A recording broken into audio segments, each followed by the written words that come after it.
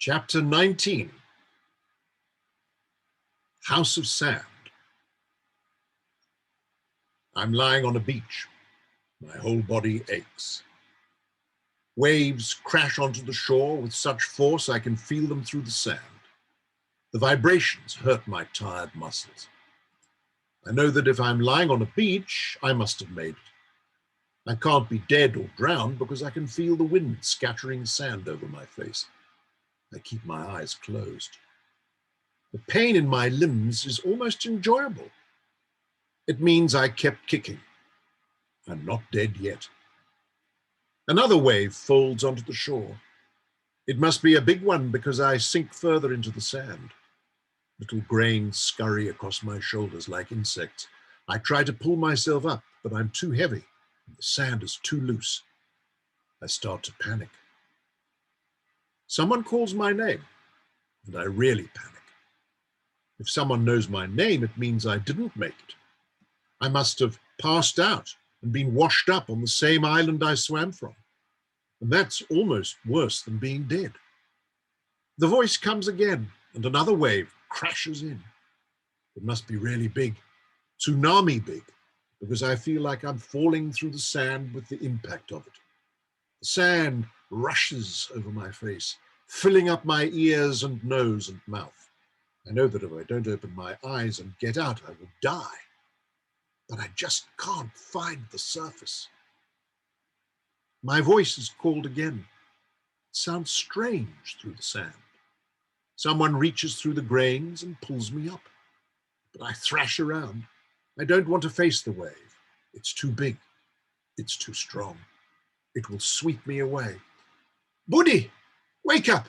We need to get out. I open my eyes and immediately scrunch them shut against the grit. It's raining dust from the ceiling. Stop shaking me, I say. I'm awake. Buddy! It's Mum's voice, but not like I've ever heard it before. And then I notice another sound, a rumbling, near and loud and growing, like the world is hurting. I wipe a hand over my face, and the little grains grate against my skin. Shielding my eyes from the dusty light, I look up. The crack in the ceiling spreads in every direction and zigzags down the walls, like a giant is tearing the room apart. Mum grabs my arm and I scramble out of bed. I stumble on the shaking ground. The earth lurches, throwing me onto my hands and knees. From outside, I hear the sound of shrieking. There is a crunching, booming sound. And moments later, a cloud of dust billows through the window. Under the table, Mum shouts, trying to lift me to my feet. What about Grandma? I ask, fighting my way towards her armchair. Leave me, Grandma shouts. Get under the table. I try to help her up, but she pushes me away with such desperate strength that I end up on my knees again, crawling under the table. Mum puts her arm around me and pulls me close, protecting me with her body. From where we hide, I can see Grandma sitting with her hands folded on her lap, her head bowed, her eyes closed. I know Grandma hates earthquakes from the time Grandpa died. I hope she isn't as scared as me. I hope she remembers that Dad is in the strongest building in Jakarta. I hope she remembers that she's indestructible. Roshi told me about earthquakes once.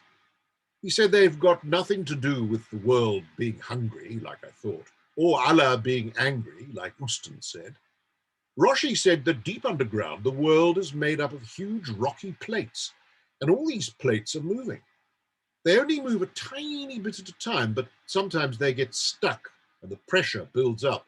Then one day, like today, something gives, and they do years and years of moving in one go. I told him that I didn't think such tiny movements could result in something as big as an earthquake, but he swore it was true. And I think I believe him now. Finally, the shaking stops. I hear the last few pieces of plaster drop onto the floor. Mum makes me wait beneath the table in case there is an aftershock. She rushes over to Grandma and wipes the dust from her hair and clothes. Grandma coughs, growling as she tries to clear the dust from her throat. I'm fine, she says, both hands pressed to her chest. It's over now. Grandma's eyes begin to water, and the squiggly vein stands out on her forehead. Mum goes to fetch her a drink, and as she moves, I notice the building on the opposite side of the street through the window. I tilt my head to make it straight, but it's still not right. I crawl out from under the table. Mum says something, but I don't hear it. I can't take my eyes off the window. Shuffling across the room, I step outside. The apartment block opposite, the one that's made of the wrong sort of concrete, is half the height it used to be. It looks like a dog that's folded its legs beneath itself. The lower floors have crumpled into one another, and the rest of the building leans towards the ground. I step up onto a chunk of concrete in the middle of the road. The morning is already hot, but the air is so thick with dust that I can't see the sun. Around me, groups of people cling to each other, wailing at the sight of the destroyed building. Their clothes are white and chalky, their faces grey and smudged. They look like ghosts. Somehow my apartment block is still standing. Big chunks have fallen from every building for as far as I can see. Each moment brings another person staggering out into the street, until soon the space in front of me is crowded with people trying to find relatives and friends. Their feet kick up clouds of dust. My mouth feels like a desert. Among the crying and shrieking, I hear urgent voices, angry voices, but I can't tell what they're saying. I saw a war film once. At the end, a group of planes flew over a town and dropped bombs on the houses. They weren't even the houses of soldiers. It was just families. Old people, grown-ups, children, babies. The bombs kept falling and the town kept getting smashed to pieces. And all the time there was this music playing, like the music they always play at the end of films when the good guys finally start winning. Except the good guys weren't winning. It was just people being bombed for no reason and left to pick up the pieces. And their streets looked like mine does now. I suddenly think of Roshi, his crumbling room near the slums, and I jump down from the concrete boulder, turning back to my apartment. Mum still has her arm around Grandma, holding a cup of water to her dusty lips. Grandma isn't drinking. I'm out of breath, even though I haven't run anywhere. Roshi, I managed to say. I have to check. I have to know. No, Mum says, standing up. It's not safe. But Grandma waves a hand, telling me to go, telling Mum to let me go. And Mum knows she's right. She puts her hands on her hips and hangs her head. She waves a hand, like Grandma. And I go. I push my way through the crowd of ghosts. Fallen air conditioning units and shop signs and rubble block the narrow side streets, so I head towards the main road. I race along the pavement, hurdling over the debris and weaving between toppled scooters. Among all the chaos and destruction, I catch a glimpse of the factory, still standing as though nothing has happened. I turn into the maze of streets that leads to Roshi's apartment. The buildings have slumped against each other, spilling chunks of concrete and plaster into the narrow lanes. There is a thin track through the wreckage, but as I get closer to the slums, I have to climb over mounds of debris just to keep moving. Eventually, I reach Roshi Street, clamber over a hill of rubble and skid to a halt. I don't stop because my legs are burning. I don't stop because my lungs feel raw. I don't stop because the cuts on my fingertip and knee are dripping blood. I stop because there aren't any buildings in front of me. I stop because there aren't any people in front of me.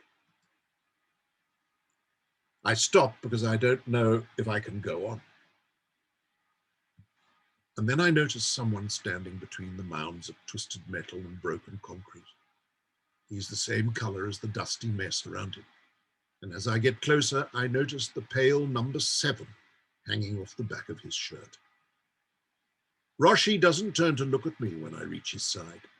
He just stares at the spot where his home used to be. A dark stripe cuts through the dust on each cheek like war paint.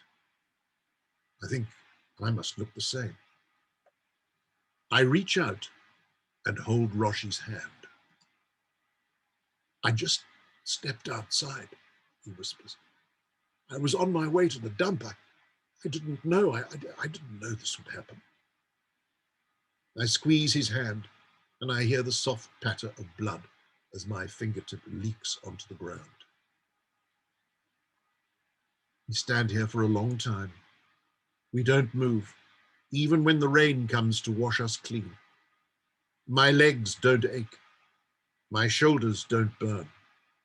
You only notice the thing that hurts the most, and in my chest there's a continuous plummeting, like my heart is sinking in a deep, cold ocean, like someone is driving the knife in deeper and deeper, always twisting, always pushing, never finding the bottom.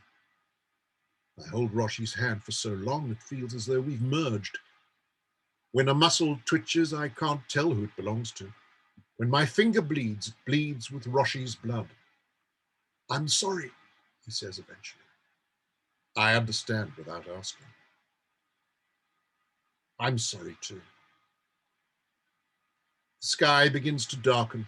Sirens get louder without getting closer. People drift by, picking through the wreckage, digging. We should go, I say. Come home with me. Roshi shakes his head. Rain drips from his nose and chin. His shirt isn't a faded pink anymore. It's the blood-red color it should be. I don't want to leave, he says. I can't. I look into his face and I wonder if he'll ever be able to stop crying. Or will he just stand here forever, seeping into the rubble? Our hands separate and I take a step towards home, but I turn back before leaving. Whenever you're ready, I say. We'll be waiting for you. Then I go, trudging through muddy streets and over mounds of broken buildings. In some places, people search for survivors. In others, they search for things they can eat or burn or sell. Makeshift shelters spring up in the gaps between the gaps. When I get home, Mum is sitting at the table, biting her nails and staring at the wall. She doesn't notice me until I speak. Mum, I say. Then I notice the empty armchair. Where's Grandma? Oh, Budi, Mum says. And in a flash, she's up and hugging me to her chest. She doesn't even seem to notice that I'm soaked through, that I'm bleeding. Bleeding on the outside, bleeding on the inside. I don't know how to tell you. She's gone. Grandma's gone. We've lost her. I manage to prise myself away and look up into Mum's eyes. They're red and swollen. Well, she can't have gone far, I say. She can hardly walk. And she falls asleep too often. Have you checked the street? No, Budi. Well, that's where we should look first. I'll go now. No, Budi, Mum says, catching my arm as I turn to leave. When I look back, Mum is properly crying, like she's hurt.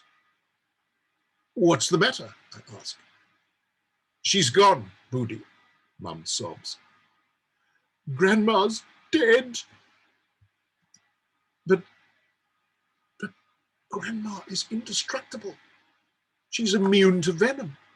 Once she fell out of a third-story window and survived without a scratch. Mum sits down in Grandma's armchair. It's a very strange thing to see. She doesn't fit properly among the cushions. I look down and realize a puddle is forming around my feet. My finger drips blood onto the rug.